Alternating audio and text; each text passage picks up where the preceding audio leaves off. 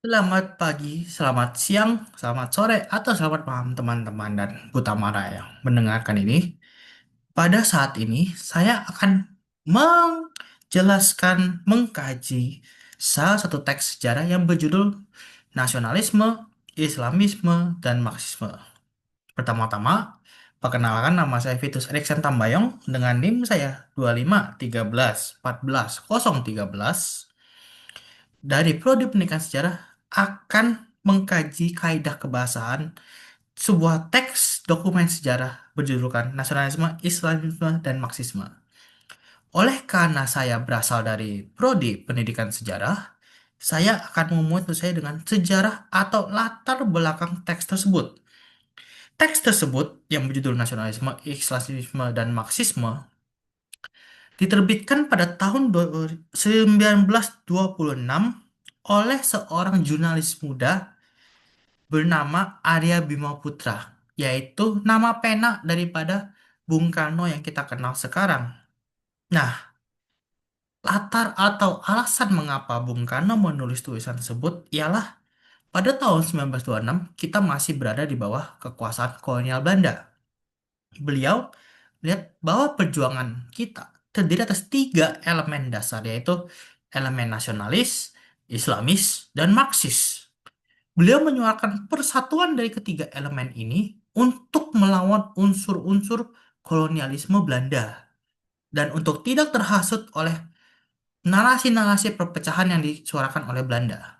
Ini teks akhirnya akan mempengaruhi pemikiran Bung Karno di tua hayatnya dan akan disempurnakan untuk menghasilkan paham yang kita kenal sekarang dengan kata Nasakom, nasionalisme, agama, dan komunisme.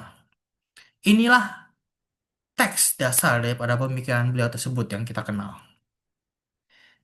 Perlu diingat, dalam teks nasionalisme, Islamisme, dan Marxisme ditulis oleh Bung Karno dengan namanya Arya Bima Putra berdasarkan kajian kebahasan ejaan Van Ophuijsen.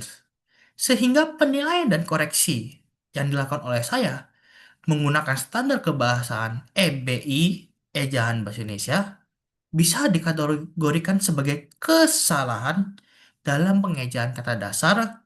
Namun pada zaman di saat Bung Karno menulis ini masih dikatakan benar oleh karena masih mengikuti aturan kaidah kebahasan ejaan Van Ophuijsen. Ah, kita lanjut saja langsung ke arah hasil penelitian saya.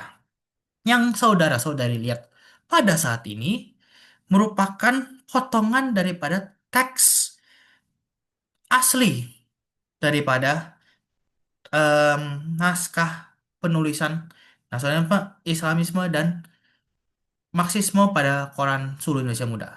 Kita bisa melihat di sini beberapa perbedaan pengejaan jikalau dibandingkan dengan EBI yang kita kenal sekarang.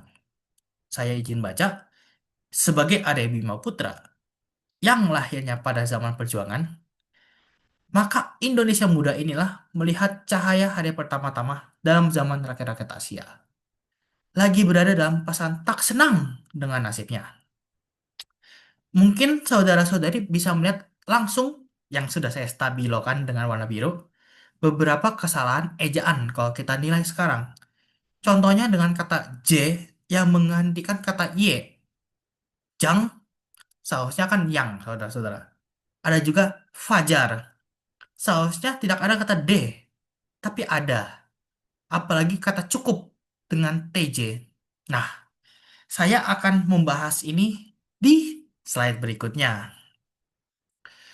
Dari pembahasan yang tadi saya perlihatkan sebelumnya, cuplikan itu, saya menemukan beberapa perbedaan kaidah kebahasaan Van Ophuijsen dengan pengejaan EBI, yaitu pertama, huruf J digunakan untuk bunyi konsonan hampir langit Y.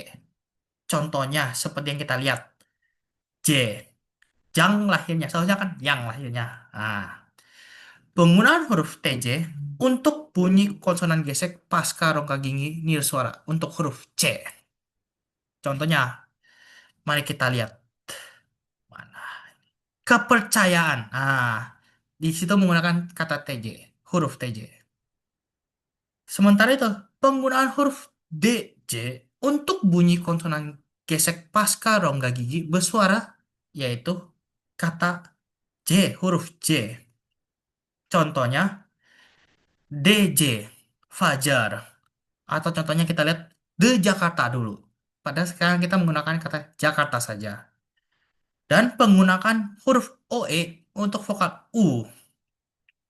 Mengapa? Contohnya adalah kata Sukarno dan Soekarno. Soekarno itu merupakan peninggalan dari ejaan Van Ophuijens.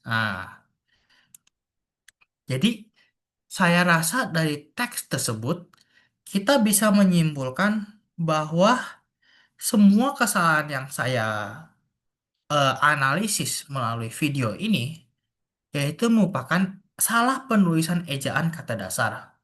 Oleh karena penulisan teks tersebut masih mempergunakan kaidah kebahasaan ejaan Van Ophuijens.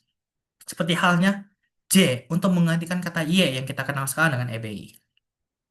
Lanjut, untuk sumbernya sendiri, saya mendapatkannya dari sebuah situs berkas sejarah yang berjudulkan Wikisource. Namun, kalau ada scan buku online-nya, itu berasal dari Jakarta dan dicetak oleh Yayasan Pembaharuan pada tahun 1963.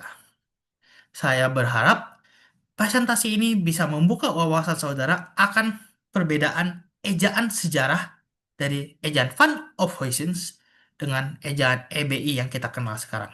Terima kasih.